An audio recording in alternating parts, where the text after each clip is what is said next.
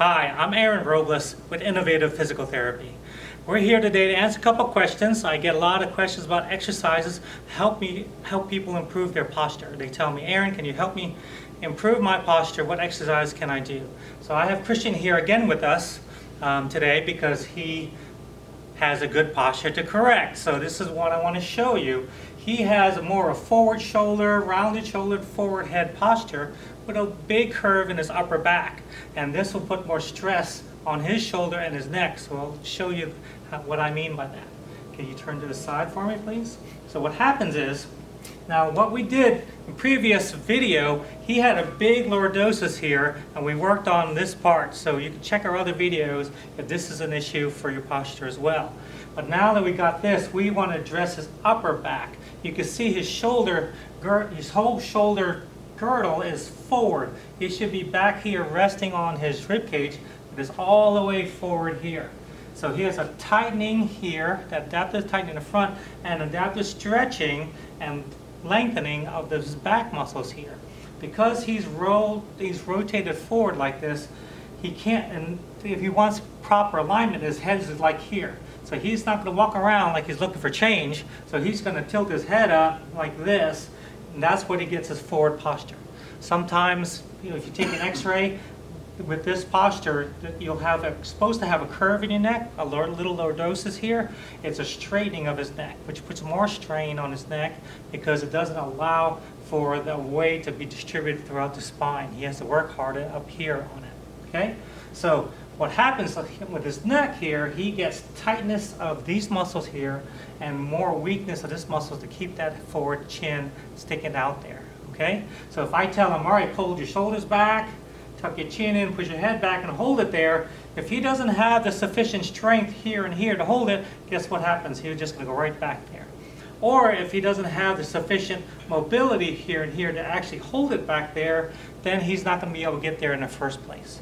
So this is what we do in physical therapy. We want to make sure we can enable you to move first, and then we teach you these exercises so that way you could keep it there. Okay? Because ideally we want this here. Because with this forward posture and forward shoulder here, what he has trouble with, because it's so rounded, he'll have trouble reaching up without pinching here in his shoulder. So he could lead to a lot of shoulder problems and pinching right here that he can't get rid of.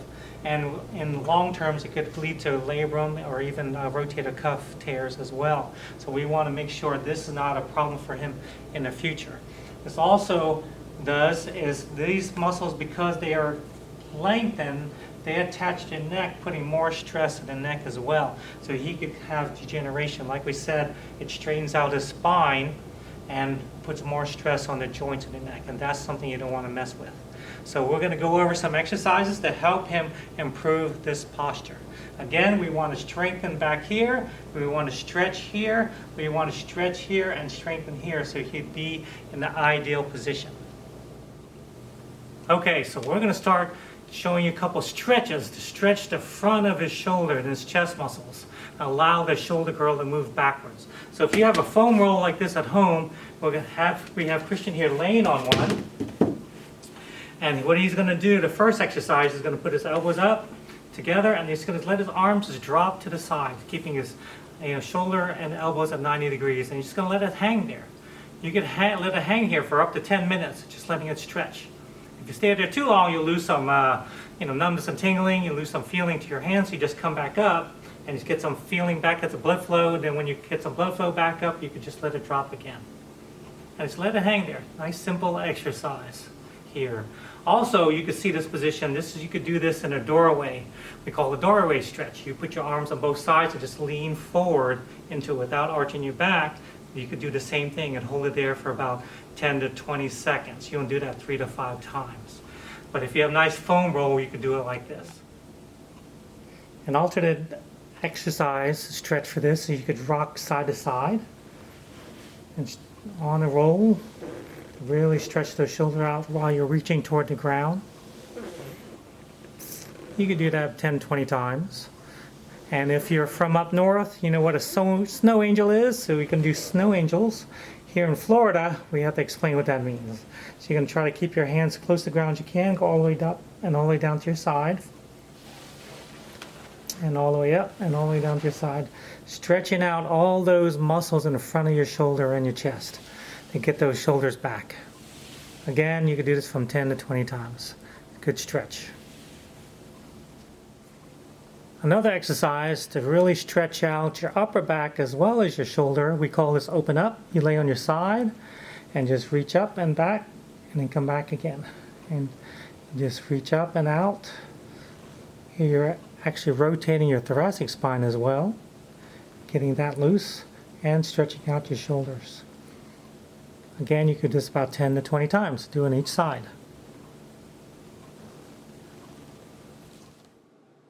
Okay, so now that we stretch out the front of his back, of his chest, which is the front of his back as well, we're going to have to strengthen the back up here, especially the back muscles up here. So what we need to do, we want to get these muscles to contract. So he's going to pull back like this, turn his pinkies out, and you can see he's contracting these muscles here. This is what pulls the shoulder backwards. And this is where it holds this back here. This is the muscles that get stretched out.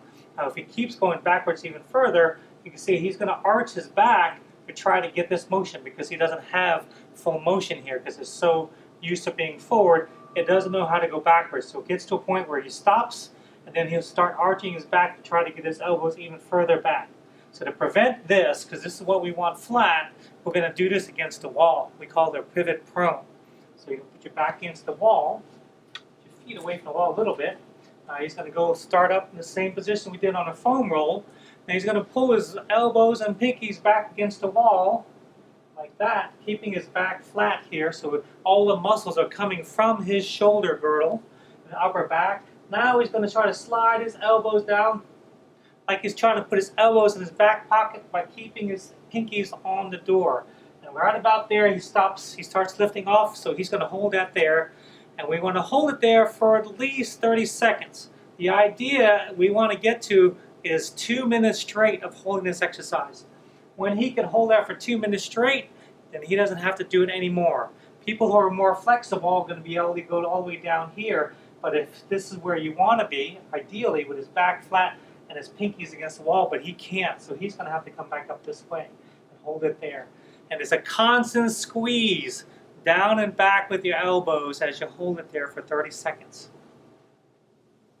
Okay, now that we've done exercises for stretching the front of his shoulder, and now we have exercises for the back of his shoulder, we want to address his neck. We want to strengthen the front of his neck, the deep neck flexors up here, and stretch the back of his neck, the suboccipital muscle especially up here, so he could hold his head in good position over his rib cage instead of forward, like a forward chin here, okay?